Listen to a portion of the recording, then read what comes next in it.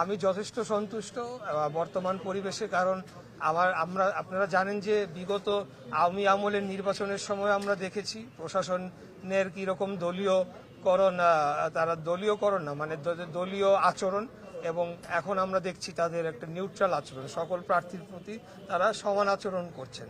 তো এটা তো একটা বিরাট পরিবর্তন বটেই, এটাকে আমরা সাধুবাদ জানাই। আমরা আশা রাখি এটার কন্টিনিউয়েশন থাকবে এবং এটা প্রাতিষ্ঠানিক রূপ লাভ পাবে এবং বাংলাদেশে স্থায়ীভাবে গণতন্ত্র প্রতিষ্ঠা পাবে।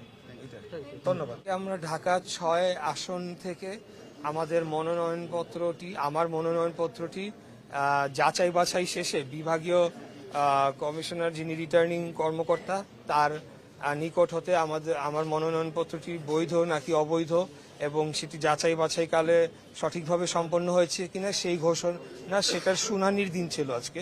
অফিসিয়াল টার্মে যদি বলি ওনাদের ভাষায় শুনানির দিন। তো ঢাকা মেট্রোপলিটন এরিয়ার 15টি আসনের মধ্যে 13টি আসনের আজকে শুনানি সকাল 9টা থেকেই শুরু হয়েছে।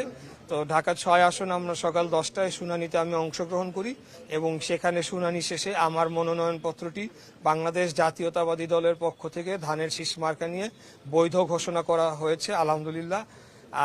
এর পাশাপাশি সর্বমোট 5টি মনোনয়নপত্র বৈধ ঘোষণা করা হয়েছে আমাদের ঢাকা 6 আসন থেকে। সেখানে অত্যন্ত একটা সৌহার্দ্যপূর্ণ পরিবেশ ছিল। এখানে জামাতে ইসলামের প্রার্থী তিনিও ছিলেন এবং আরও অন্যান্য প্রার্থীরা যারা ছিলেন তারাও ছিলেন, এই আর কি। আমি মনে করছি যে নির্বাচনের সার্বিক পরিবেশ অত্যন্ত শান্তিপূর্ণ এবং সুষ্ঠু রয়েছে।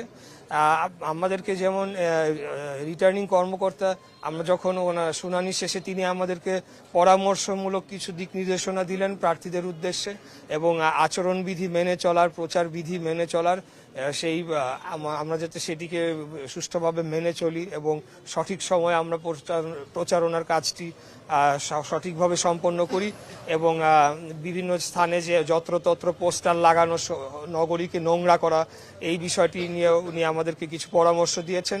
আমরাও বলেছি যে আমরা তাদেরকে সহযোগিতা করব এবং আমরা আমাদের কর্মী সমর্থকদেরকে আচরণবিধি মেনেই প্রচার কার্য সম্পন্ন করার দিক নির্দেশনা দিব। Thank you.